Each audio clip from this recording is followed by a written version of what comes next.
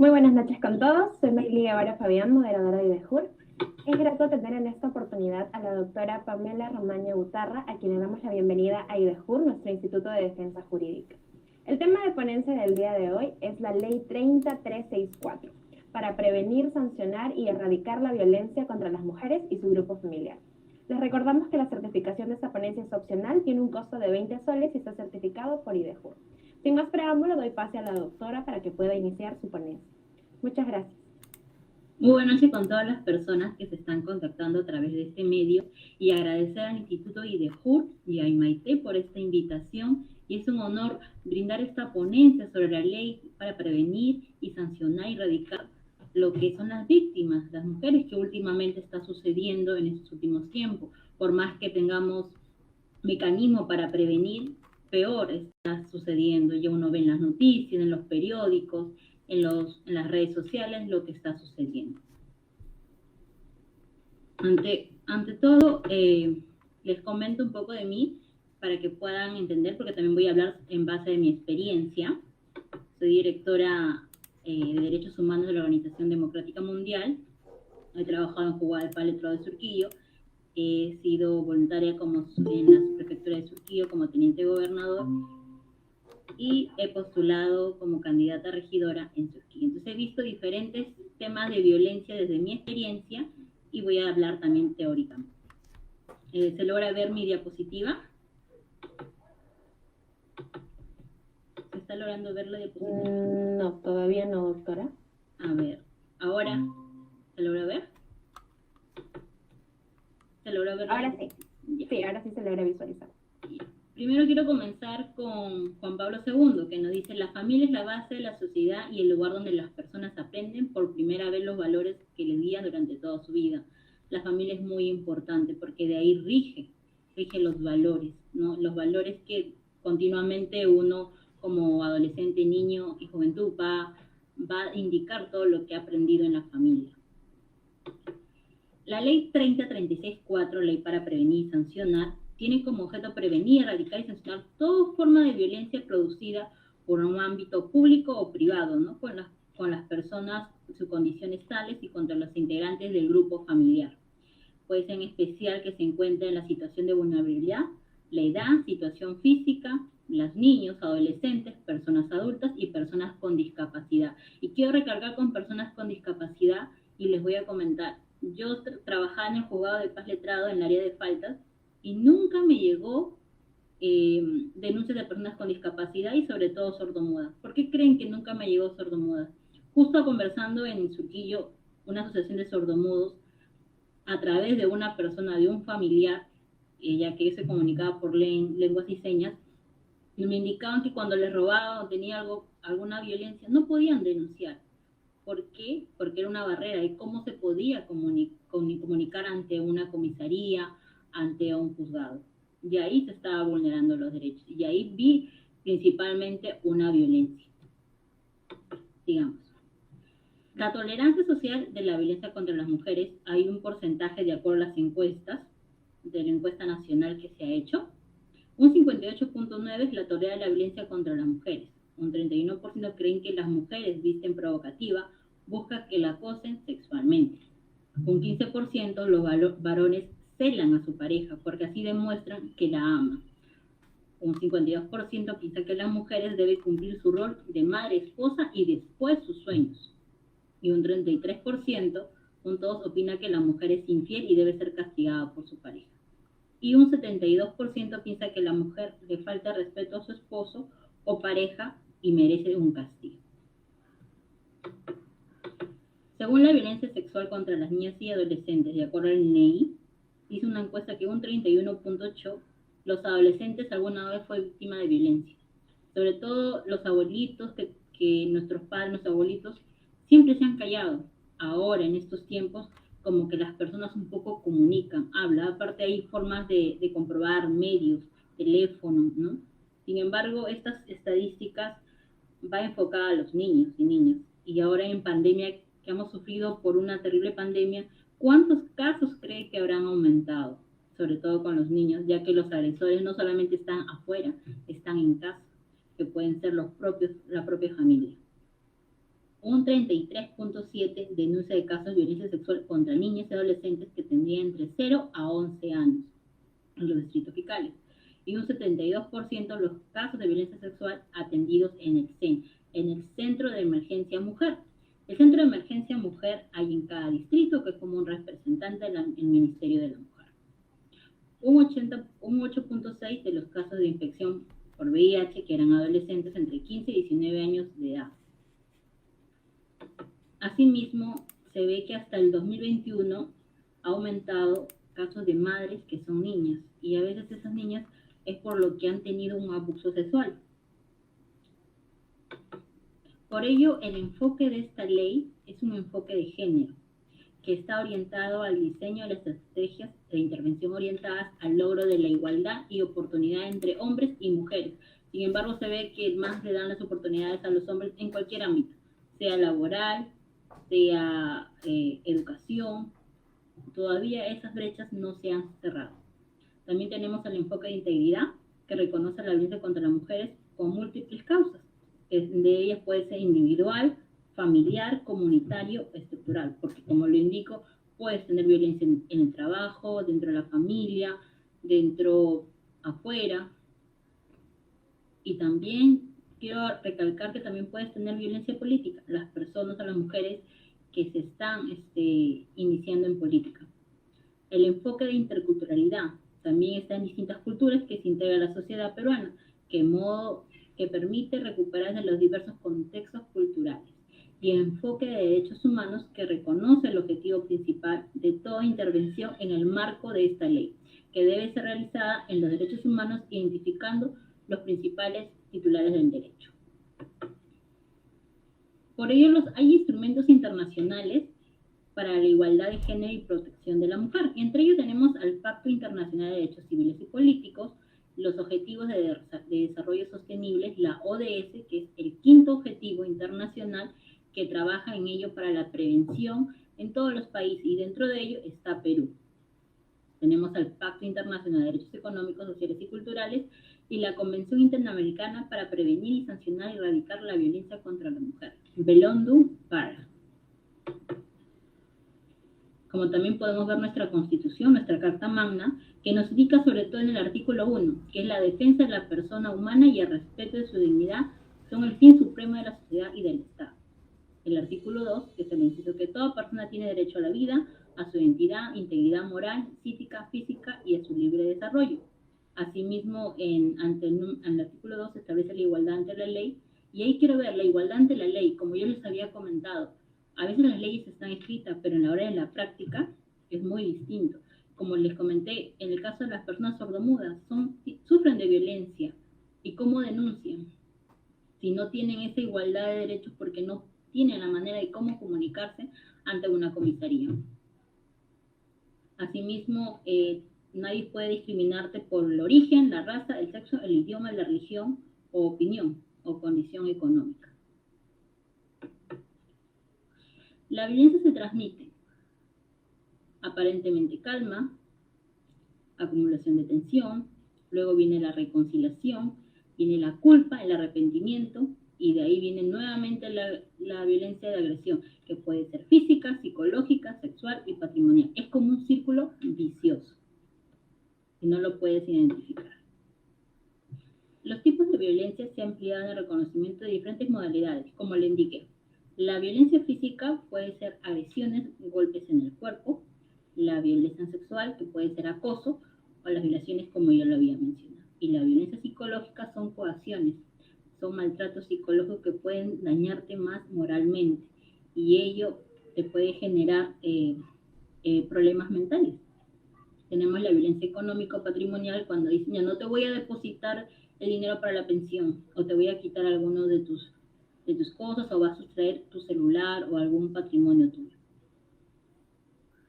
Ahí tenemos lo que son los feminicidios, la trata de personas, el acoso sexual, violencias de servicio en la salud, esterilizaciones forzadas, el hostigamiento sexual, el acoso político, violencia en conflictos sociales, violencia en conflicto armado, violencia orientada a la sexualidad, violencia contra las mujeres con discapacidad, sobre todo con ellas que no se pueden defender, violencia con mujeres privadas en la libertad, explotación sexual, desaparición particular, porque últimamente están pasando de que a los niños, adolescentes que están en el colegio los están secuestrando, ¿no? Y uno debe tener mucho cuidado con ello.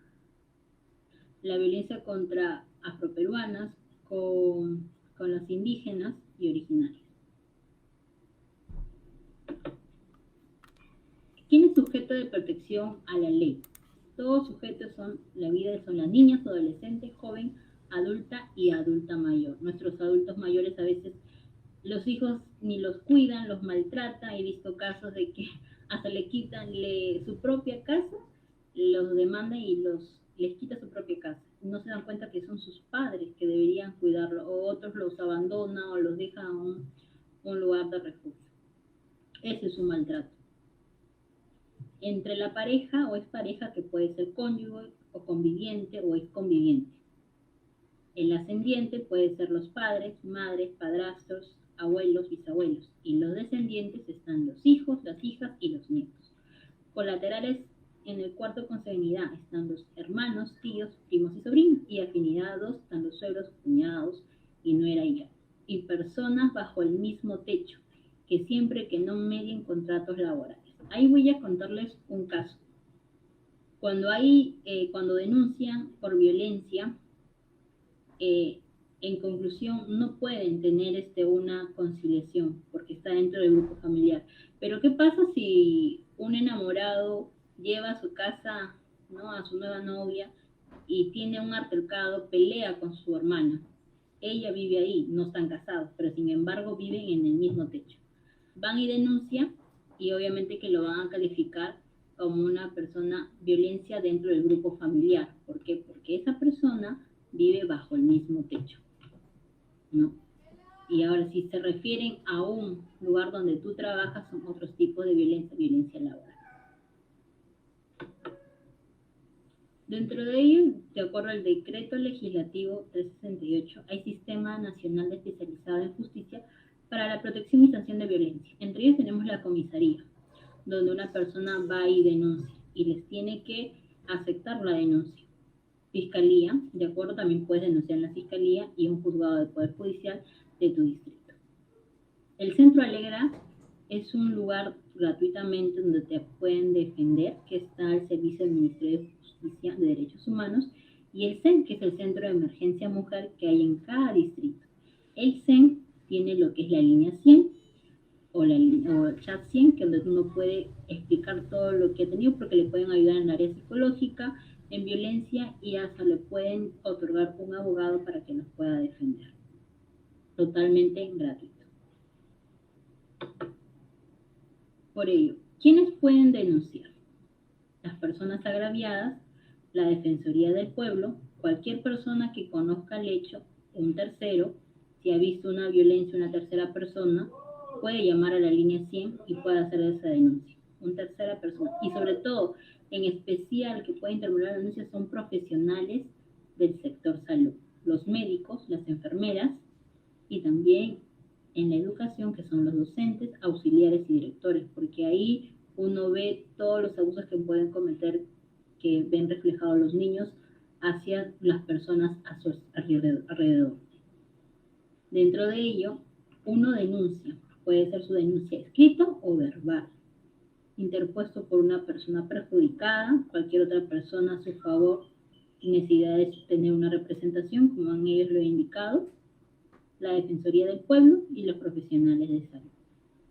Ante esta exigencia, la Policía Nacional debe dar reconocimiento al juzgado de familia para que pueda tener una medida de protección o cautelar, que tendría que estar dentro de las 24 horas. Estas medidas de protección es en un juzgado de familia. De acuerdo, cuando uno denuncia, pasa por médico legista, un certificado médico legista que tendría que ser totalmente gratuito. Además, también le dan una ficha de valoración, donde tendría que ser leve, grave o muy grave, donde podría indicar si tiene violencia. Para ello, se va a un juzgado de familia y hay diferentes tipos de medidas de protección que le puede señalar el juez. dentro no mayor entre 48 horas a 72 horas.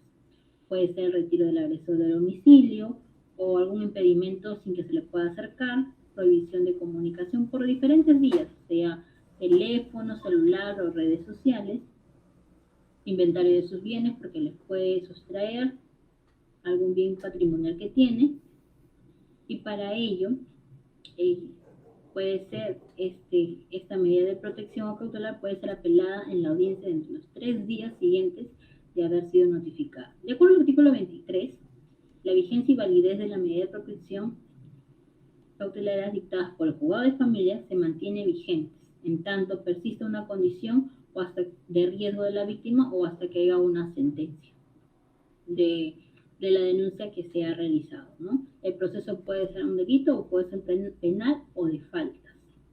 A mí, por ejemplo, me llegaban denuncias físicas, que eran hasta físicas de 10, en el médico legista el señalaba en el certificado 10 días, eso ya conformaba de 10 para adelante, comenzó como un delito, de menos de 10 días de certificado médico, connotaba una falta. Había diferentes tipos de violencia, de hijos a padres, las personas que vivían bajo un mismo techo, entre amistades, entre exparejas, que les quitaba el celular, les agredía, y también de una niña en un colegio, ¿no? De un profesor a una alumna.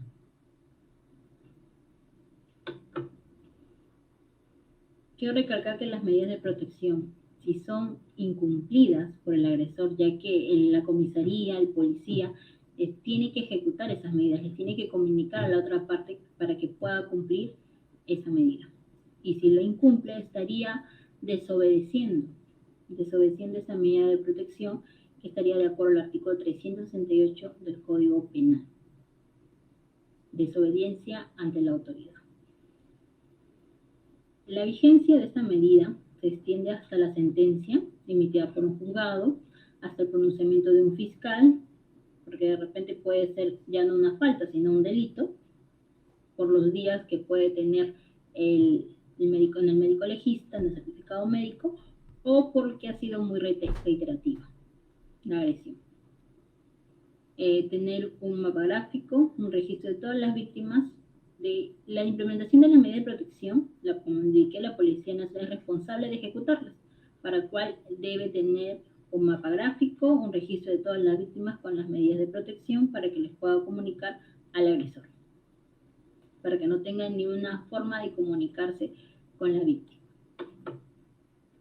Ante el incumplimiento de la medida de protección, desobedece, incumple y resiste, comete un delito, como elige en el artículo 368 del Código Penal, que estaría desobedeciendo y ya sería un delito para el agresor. Esta es la ficha de valoración de riesgo, donde la víctima llena todos sus datos, donde le hacen una serie de preguntas, donde pasa por un psicólogo, y de ahí le evalúan si tiene, qué implicancia de valoración de riesgo tiene. Puede ser leve, grave o muy grave.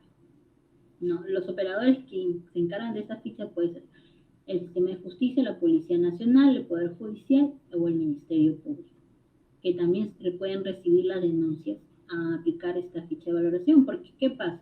Que a veces cuando uno denuncia ante la comisaría, en la comisaría tienen que aceptar la denuncia. Ellos no son jueces, no son juzgadores que digan, no puedo aceptar porque esto no es violencia. No, tiene que aceptar, porque ese tipo de violencia ya en el juzgado o en la fiscalía lo determinarán si es violencia o no es violencia, porque toda persona tiene su derecho a denunciar ante un tipo de violencia que puede tener física o psicológica.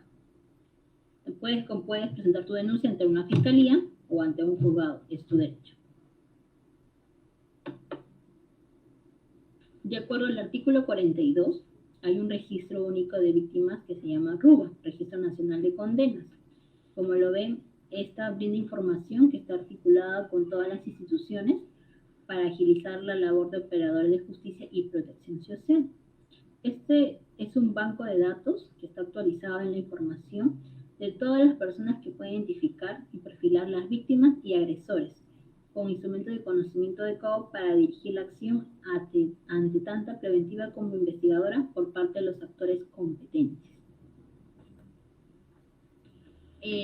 Les indico que este tipo de violencia, les comento también hay una subprefectura, en cada distrito hay una subprefectura, que es el estado, donde también indica medidas de protección, pero son más leves. Más leves, ¿por qué? Porque a veces en ocasiones hay hostigamiento, hay denuncias, pero denuncias más leves que como María y Juan se discutieron y se van a denunciar. Y eso como que no implica mucho para un juzgado. Y ante ello van ante una subprefectura donde piden garantías personales en primera instancia. Eso es gratuito y no necesita un abogado. Presentando una ficha o una hoja que con su puño, a mano, manualmente pueden escribir todo lo que le ha sucedido presentando un documento y ahí el juez de paz o el subprefecto es quien puede tratar de conciliar, pero si ve una manera de que no puede conciliar, a uno de ellos le da la garantía personal. Y esa garantía es comunicada al policía y el policía señala al agresor que no se le puede acercar por un determinado tiempo. Ese es en primera instancia en la subprefectura. Pero si esto recurre a más graves, que son violencia física, recurrente en temas psicológico, ya eso sería a una instancia que es la comisaría y ya deriva con el Ministerio Público o el juzgado de paz. Etc. Les quiero también comentar sobre la violencia política, porque hay muchas mujeres que postulan han postulado, yo he postulado, sin embargo vemos muchas autoridades hombres, recientemente poco a poco se han ido avanzando lo que son autoridades mujeres, pero sin embargo aún cuesta, porque les cuestiona si estudiaron o no estudiaron, o no han tenido experiencia en ello, pero sin embargo a los hombres no. Y justo les quiero comentar un caso de una persona, de una autoridad, que sufrió violencia política. Ella siendo regidora en un distrito, un exalcalde, en ese momento alcalde, no les pagaba la dieta. Y esa persona, como fiscalizaba al alcalde, no le pagó 5 veces ese tipo de dieta. Y eso era un tipo de violencia política y violencia patrimonial, porque no le estaban pagando las dietas. ¿Para qué? Para que ella no fiscalice al alcalde. Entonces, podemos encontrar ese tipo de violencia como un ejemplo, ¿no? Y en el tema de violencia sexual, como ya lo hemos visto en la televisión, de una enfermera que ha abusado 2 personas y ahora ella va a dejar 3 niños en la orfandad. También tenemos la violencia psicológica, que entre pareja se insultan, se agreden, y no solamente una vez, sino reiterativamente, y eso les ocasiona emocionalmente, y por eso se va al círculo vicioso, que lo perdona, y vuelve la agresión, la culpa, y no sale de esa agresión. Por eso es muy importante que desde niños se le debe empoderar a las niñas. Y empoderar me refiero a la autoestima. A la autoestima. En el colegio tiene que haber más psicólogos, hablar con nuestro alrededor, con nuestros sobrinos, niños, porque como lo dije, los agresores principales pueden ser los tíos, los padres, los abuelos, y a veces ellos callan. No necesariamente afuera están ahí los agresores. Uno debe tener mucho cuidado, reforzar la autoestima, hablar con ellos, y donde tú estás como abogado, si haces algo social, ayudar desde tu alrededor en lo poquito que tú puedas hacer. Así uno puede ir tratando de ayudar a nuestras autoridades a prevenir, porque de todas maneras necesitan, por más que tengamos mecanismos, más aún sufren de violencia física, psicológica, y sobre todo los niños. Ese es todo mi aporte, el que puedo dar. De repente alguna pregunta. Gracias.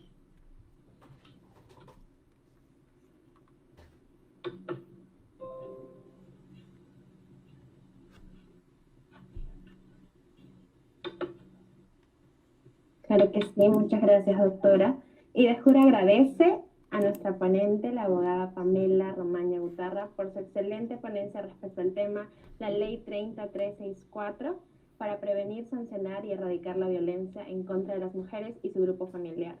Doctora, nuestra institución le solicita a su persona poder difundir su ponencia en nuestras redes sociales. Sí, tal cual, no hay problema, la autorizo. Muchas gracias. Los invitamos a seguirnos en todas nuestras páginas. Nos encuentran en Facebook, Instagram, YouTube, TikTok y LinkedIn como IDEJUR. Además, visítenos también en nuestra página web www.idejur.com para futuros diplomados. Recordarles nuevamente que la certificación de esta ponencia es opcional, tiene un costo de 20 soles y está certificado por IDEJUR. Damos por finalizado el evento, no sin antes agradecerle nuevamente a usted, doctora, y a todos ustedes por su atención. Muchas gracias y buenas noches. Gracias. Muchas gracias, doctora.